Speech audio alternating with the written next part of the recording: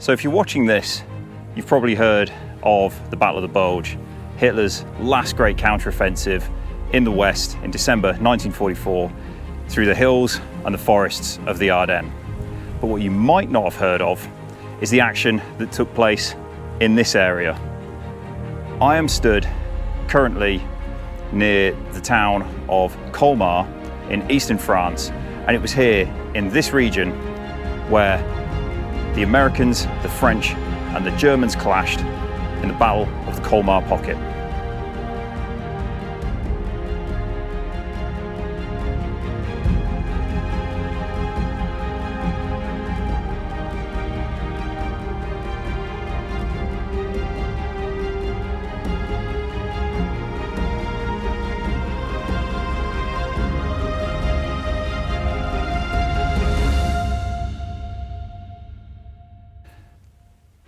Hi, I'm John, and this is my channel, World War II Wayfinder, bringing you the best from the battlefields of the Second World War here in Europe. And today I am stood in a location that isn't that well known, yet the fighting that took place here in late 1944 and early 1945 was some of the most savage seen on the Western Front between the Americans, the French and the Germans.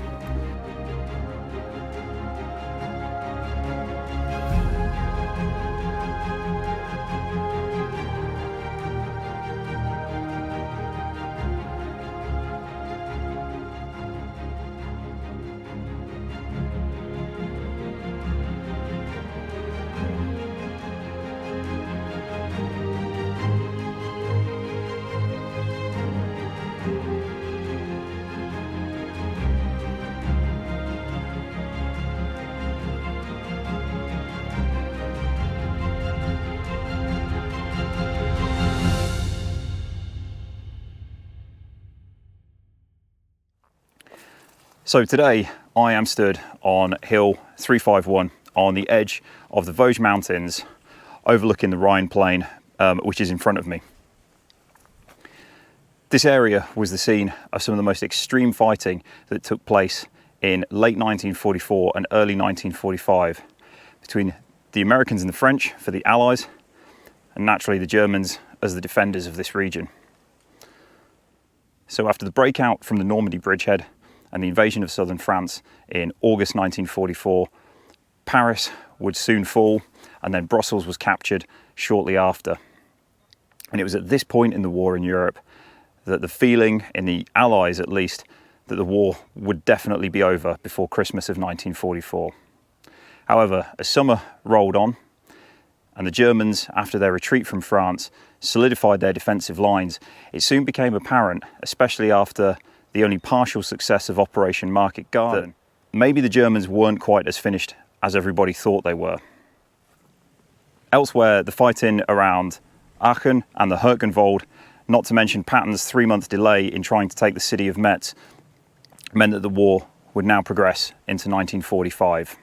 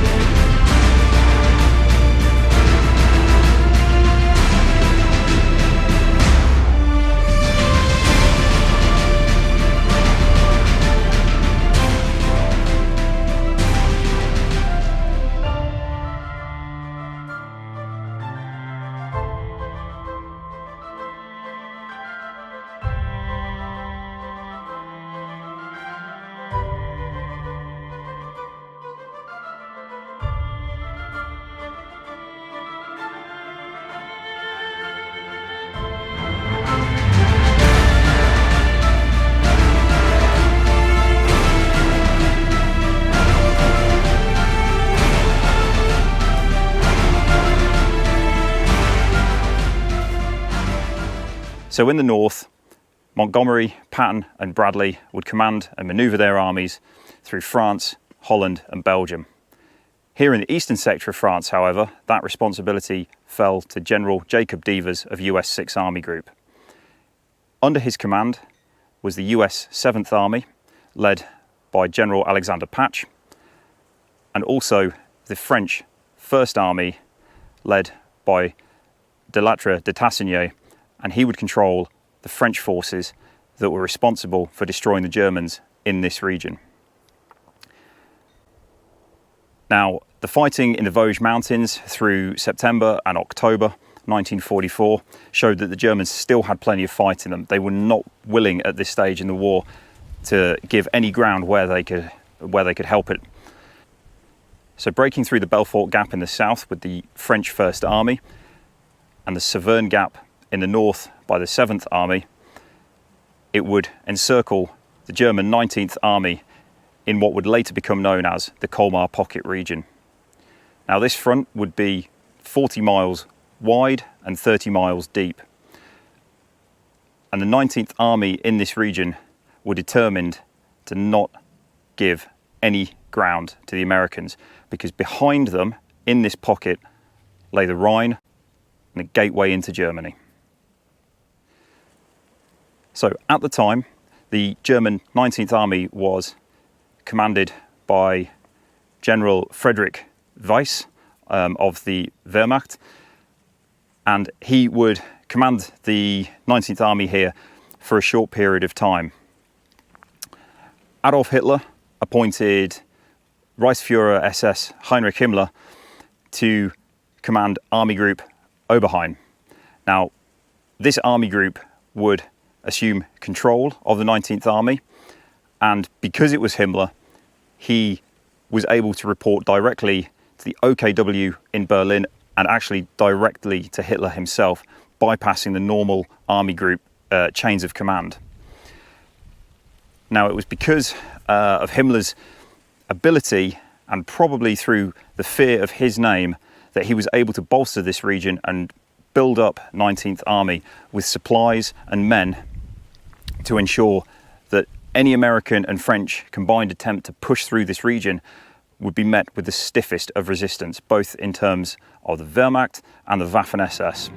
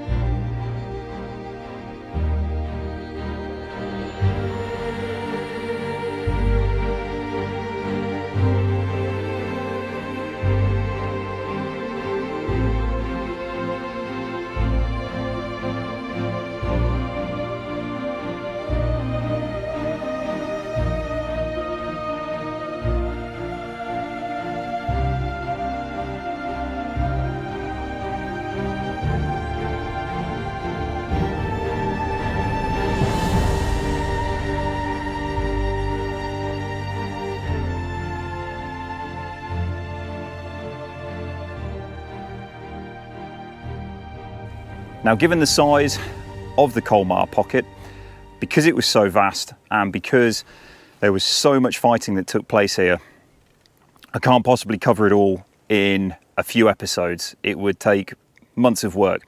But what I wanted to do was focus on one particular hill and a couple of battles that were fought here. And that started in early December 1944 with A Company of the 1st Battalion of the 141st Infantry Regiment of the 36th Infantry Division. So where I'm stood at the moment is on Hill 351.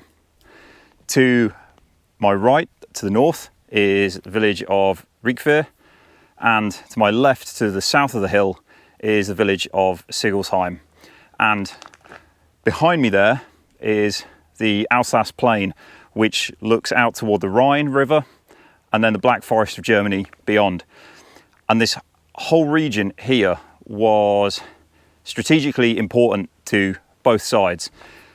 The Germans had to keep hold of this ground here. It would tie up American forces in this area, whilst Wacht am Rhein was planned for the Ardennes in the middle of December 1944. But the Americans wanted it because they knew that there were two bridgeheads here that were closer to the Rhine. If they could get those, they would then cross the Rhine and be into Germany within the winter of 1944, and they could start their push east into the heart of the Third Reich. But here, this hill was such a commanding position. Both sides knew it. The Americans knew it had to be taken, and the Germans knew that it needed to be held at all cost. So on the morning of the 9th of December, Lieutenant Marty Higgins and A Company of the 141st Infantry Regiment would move from their start points at Rhine River. They would head up the northern slope of Hill 351 through the lines of B Company from the same regiment who had just taken the hill from what little German resistance there was here. A Company passed through, and Higgins made the decision to leave 2nd Platoon on the hill itself facing the village to provide cover fire for 1st and 3rd Platoons as he took them into the village itself. Now, as they moved down the slope and into the village, B Company here on the hill came under friendly fire, unfortunately, from a tank destroyer outfit, thinking that there were Germans on this hill. B Company suffered casualties, and it caused a lot of chaos up here. As 1st and 3rd Platoons, however, were moving south into Sigolsheim Village itself, the Germans, seeing what was happening, moved around the back of them and then started to cut them off.